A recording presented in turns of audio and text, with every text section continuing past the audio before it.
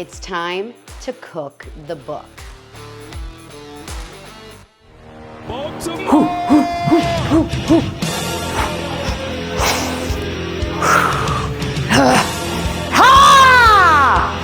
up, guys? Welcome in to week 3 of Cook the Book, where I cook up a same game parlay for Monday Night Football while also creating a traditional dish from the Monday Night Football city. This week, week 3, we've got the Lions versus the Ravens for our same game parlay, and we are making authentic Baltimore crab cakes to go along with it. Whew, guys, that Ray Lewis pregame dance already has got me heating up. No wonder he was always heating up on the field. I'm heating up already here in the kitchen. Be sure to stay tuned for the whole video because at the end, if the parlay hits, we'll be doing a touchdown dance, and if it doesn't, you guys will be picking my parlay punishment. So stay tuned to get in on that, and let's get cooking. First things first, let's go over the ingredients that we need for our Baltimore crab cakes. Of course, you are going to need some jumbo lump crab meat. Get the lump crab meat because that is going to make a better composition of that crab cake. You're going to need some Dijon mustard, a little salt and pepper action. You're going to go with some unsalted butter, a good old lemon. I'm using avocado oil instead of vegetable oil to cook with because it's healthier. Worcestershire sauce, Worcestershire. A little bit of mayonnaise, parsley to garnish, and last but not least, our MVP, our star of the show. You need some good Old Bay to cook with. I mean, this is the MVP like Lamar Jackson is for Baltimore in the food world. I mean, come on, am I right? Am I right? Just a little bit of Old Bay action. Oh yeah, and don't forget an egg. To begin, you're gonna need a big mixing bowl. So get out your big mixing bowl and then dump in your jumbo lump crab meat. Roll up those sleeves. I have about 8 ounces of the crab meat. This should make about 4 patties overall when it comes to these crab cakes. Crab meat stinks, guys. It really does smell. You want to break your crab meat up a little bit, some of these chunks, into a little bit of smaller pieces, like so. Once you have your crab meat a little bit pulled apart, you're going to add these ingredients into the mixing bowl. We're going to start with 1 large egg. Next, we've got a 1/4 cup of mayo that we are going to be putting in. Mayo really grosses me out when I'm just looking at it like, ugh, like this. So we've got a 1/4 cup. Plop that right in. Now we're going to add in 1 teaspoon of Dijon mustard. Guys, fun little fact about me, I never liked mustard as a kid, and now all of a sudden over the last like 2 years as an adult, I absolutely love mustard. Like, I want it on everything. It goes with everything. My new hyperfixation is cottage cheese mixed with mustard, and then I dip a chicken sausage into it. Healthy, full of protein, and the mustard gives it a little bit of flavor. What can I say? I get stuck on hyperfixation meals pretty often. We're going to follow up with a teaspoon of Worcestershire. Oh my gosh, this stuff just burns my mouth when I'm doing it alone. A 1/2 teaspoon of salt, and I'm gonna be honest, guys, I guesstimate salt and pepper majority of the time. 1/4 teaspoon of black pepper, so really not much at all. And now, our MVP, star of our show, the Old Bay. This is what makes it authentic to Baltimore. We are told to do about a teaspoon, but because I want to make it good, guys, we're going to do a little bit more than that. So, woo, isn't this how the fun chefs do it on TV? We're going to sprinkle it in. Do a little bit more, I think, too.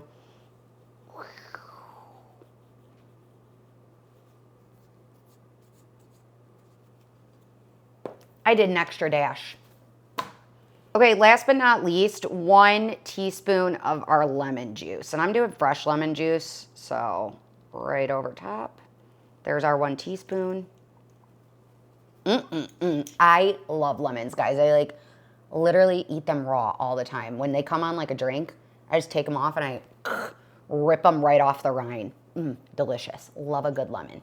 Once you have all of this combined in a bowl here, like I do, you're going to add in a 1/2 cup of panko breadcrumbs, which this is probably what makes the crab cakes unhealthy, but also good. Woo!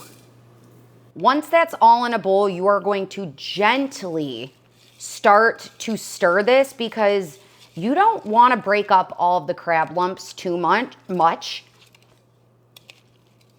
While I am stirring this together, let's go over leg 1 of our same game parlay in Monday Night Football, Lions versus the Ravens. And because we're going to be talking about our MVP in Baltimore, Lamar Jackson, to get started, I think maybe we should add a little bit of an extra dash as our MVP of the crab cakes, Old Bay, just like we will be doing here with Lamar Jackson. First leg, for him to go over 200 passing yards. Lamar Jackson, in his 2 games combined against the Detroit Lions in the past, he's had 644 yards. That combines for an average of over 320 yards per game. He's got the weapons this season. Derrick Henry, Zay Flowers, DeAndre Hopkins, Adam Bateman. You've got too many, I don't even know what to count. Who could forget Mark Andrews? He's got the areas to go. And so far this season, Detroit has extremely struggled against mobile quarterbacks who are able to throw and to run. I think that we are going to have ample opportunity here for Lamar Jackson to get over that number of 200 passing yards to start. So that is going to be leg 1 of our same game parlay in Monday Night Football, Lions-Ravens. Now that we've talked about the GOAT and my favorite player in the NFL, Lamar Jackson, let's form our crab cake patties here.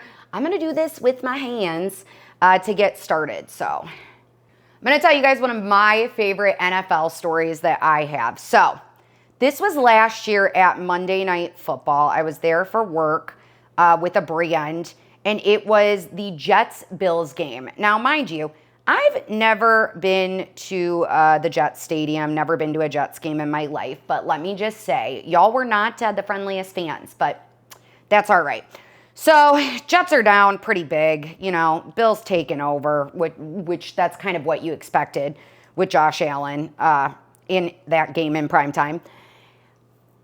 The Jets fans were just bitter and ticked off. I was sitting in, well, pretty darn good seats. We were like right there close to the field. And I am filming content like I'm supposed to be doing for my job. And a Jets fan that was like 2 rows above me got so pissed off that I was doing this. He looks at me and he's like, "You can't be filming inside of here like right now. Pay attention to the game and be a real fan." And I'm like, first of all, I am a real fan, guys. Not of the Jets, not of the Bills. I'm a Cowboys fan, unfortunately. But I am a fan of football, and I love watching the game. But also, duty calls, and you got to do work. So I was doing what I was supposed to do. So I turn around to him, and I tell him, I'm working right now. Like, I'm doing what I'm supposed to do. He did not like that answer. He was very upset. Him and his friend start getting all mad at me, and they're yelling at me. And then these women that were Bills fans right next to them start getting on them like, let her do what she wants. She can use her phone. Next thing I know, I turn around, and these men, and I believe these women's husbands, were in a straight up brawl in the stairs, in the stands, going at it, basically because I was using my phone. I don't even know. But they literally were just going at it so bad. And it was a terrible, terrible thing because then they all ended up getting kicked out of the game. I felt like it was partially my fault, but I didn't do it. Yeah, so I made a fight ensue at the Bills-Jets game because I was recording with my phone and making content. So that, super fun, but honestly, looking back, it's a pretty funny story that happened. So, you know, I guess at the end of the day, we just know Jets fans are very passionate, and they have to be when they lose all the time. Am I right? Crab hands. Now that you guys know that I'm secretly a Jets hater after that incident, let's move to putting our crab cake patties into the fridge for 15 minutes. This helps to just set them up so they stay in this nice little circle spot that we got before frying them.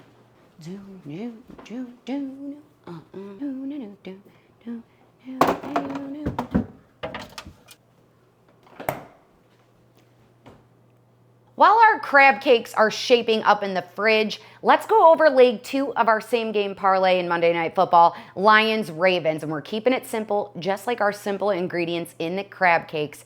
David Montgomery for 35 plus rushing yards. Montgomery has still been a go-to guy in that backfield for Detroit. Many people were worried that Jahmyr Gibbs was going to get majority of the carries and Montgomery would disappear from the scene. But that has not been the case. It's been pretty much 50-50 through the first 2 weeks. He had 57 yards last week against the Bears. And overall throughout the season, 22 carries, averaging 11 carries a game. That's pretty good. Against Baltimore in his past, he has gone over this number every single time. And this is not a marathon for Montgomery. This is just your average neighborhood stroll, walk in the park to get to that number. While Baltimore is usually very good at stopping the run, currently, I know it's only 2 weeks through, they are bottom 10 in the league in yards per carry allowed by running backs, and they've allowed over 100 rush yards in both of the games so far. We weren't seeing that last year. We're seeing maybe their run defense be a little bit weakened. So give me Montgomery to go over 35.5 plus rushing yards for leg 2 of the parlay. MVP. MVP. Now that our crab cakes are out of the fridge and they are chilled, get a good old frying pan, put your stove on high, and we are gonna move and cook our wonderful crab cakes. So let me first add in, like I said, you can use vegetable oil, but I'm using avocado oil, guys, because it's healthier. Here we go. I'm just gonna guesstimate pouring this in. So we're just gonna put that in there so it's nice and good. And then you're gonna add 2 tablespoons of butter as well to also put in and have that cook and melt and crisp up the yummy crab cakes. We are now just going to take the spatula, make sure we get completely under the crab cake so it stays in a nice little circle. And then we are going to fry it. You're gonna do about 3 minutes on each side. So we're gonna leave it like this for the 3 minutes. And we're gonna do this with all of them. If you want, and I'm going to sprinkle a little bit more of Old Bay on top, like so. Some more breadcrumbs to make it even a little more crispy on the outside. Now that our crab cakes are cooked, let's head down to the bar to make a drink to go alongside these. While our crab cakes are, of course, the main course, you can't do Baltimore crab cakes without a Baltimore orange crush to go alongside it. It's simple, fresh, and sweet, just like a perfect parlay that all squeezes together to make you money. So with an orange crush, it's pretty basic. You're gonna start with 2 ounces of vodka of your choice. I'm going with Tito's over here. 1. I already have ice inside of my shaker, by the way. Next up, you need some type of citrus carbonation. We are gonna do some Sprite to go alongside this. I just did about half of a can. Now we are going to add some orange liqueur. I am using orange extract for mine. You could do triple sec or something else, but I really wanted mine to taste very, very citrusy. So, and now what I think is going to be the best part is some freshly squeezed orange juice. So I've got a whole orange here and I'm gonna squeeze this baby into my shaker. Oh, look at that. Fresh. And now we gotta shake it up right now. Whew, this is very cold with the ice in it. Don't shake it too hard because the carbonation in it will pop the top off. Pour our drink into my favorite mugs that I have for the bar. With a little orange slice to go on the side.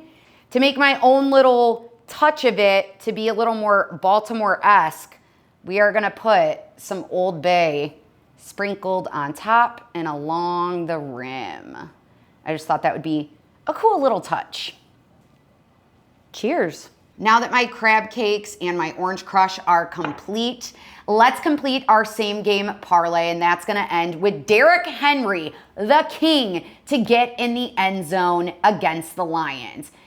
Baltimore, overall, has had 3 rushing touchdowns, and Derrick Henry got in the end zone in week 1 against the Bills. He didn't last week, which makes me like this play even more because there's no way there's 2 weeks in a row that he does not get in the end zone. He just passed Jim Brown on the all-time rushing TD list. That's just telling me Derrick Henry is going to keep it going and keep it going. I like the king, to get in the end zone. So that is the end of our same game parlay. Let's try our crab cake with our orange crush.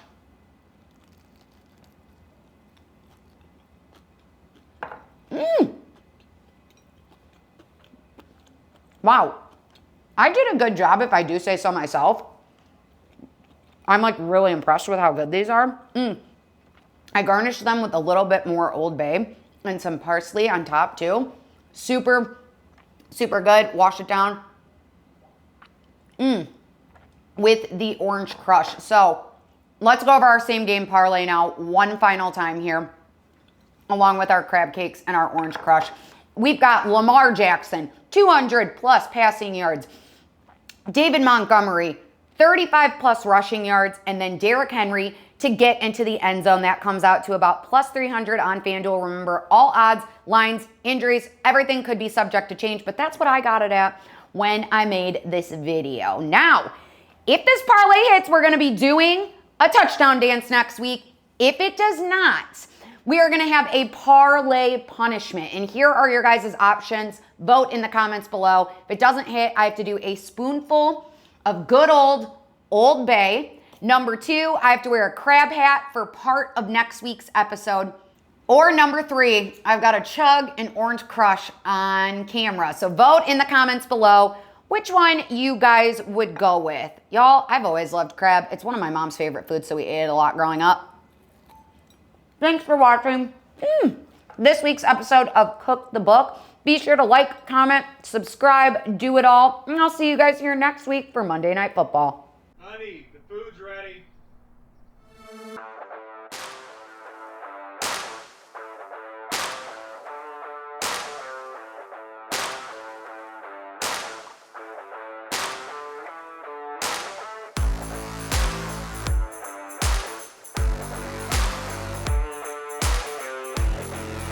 It's time to cook the book.